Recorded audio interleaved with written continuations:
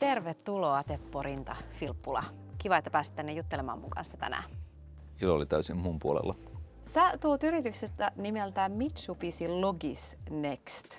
Mitä te lyhyesti kuvattuna teette? Mitsubishi Logisnext on tämmöinen globaali sisälogistiikan ratkaisutoimittaja. Eli me tehdään ja suunnitellaan ja valmistetaan ihmisten käyttämiä trukkeja että sitten automaattisia trukkeja. Me ollaan tämmöinen globaali toimija, jolla on omaa toimintaa kaikilla maailman mantereilla. Siitä huolimatta osa toiminnasta on kuitenkin paikallista. Meillä on yksi Logisnextin globaaleista tuotekehityskeskuksista ja myöskin sitten tämä automaatioliiketoiminta on keskitetty tänne Suomeen. Hei, me ollaan tehty yhteistyötä aika pitkään, melkein 5 vuotta, niin mistä se yhteistyö aikoinaan alkoi ja minkälainen tarve siellä oli? Me tehdään aina järjestelmiä asiakkaan tarpeisiin ja silloin meidän henkilökunta myöskin matkustaa asiakkaan tiloihin tekemään järjestelmän käyttöönoton.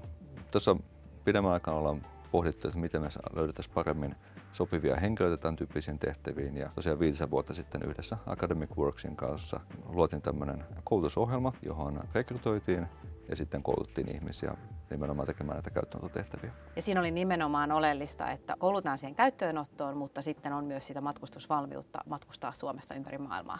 Totta kai henkilökunnalla täytyy olla osaaminen meidän tuotteista ja miten meidän koneet toimii.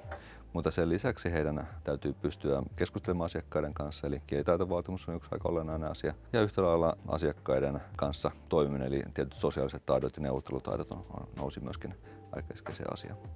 Ja tässä Academic Worksin kanssa yhdessä keksittiin, että on itse asiassa helpompaa opettaa sitä teknistä puolta, sitä osaamista, kun löytää ihmisiä, joilla on kaikki nämä ominaisuudet jo valmiina. Kansainvälisenä yrityksenä te lähdette Suomesta työntekijöitä moniin eri maihin ympäri maailmaa, niin minkälainen maine suomalaisilla työntekijöillä on?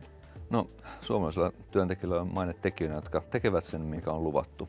Olemme kielitaitoisia, huono englanti on maailman puhutuin kieli ja sillä pärjää oikeastaan vähän kaikkialla maapallolla. Kukaan ei osaa suomea, jolloin meidän joka tapauksessa täytyy oppia muita kieliä. Se on yksi semmoinen, mikä erottaa meidät ehkä monesta isommastakin maasta.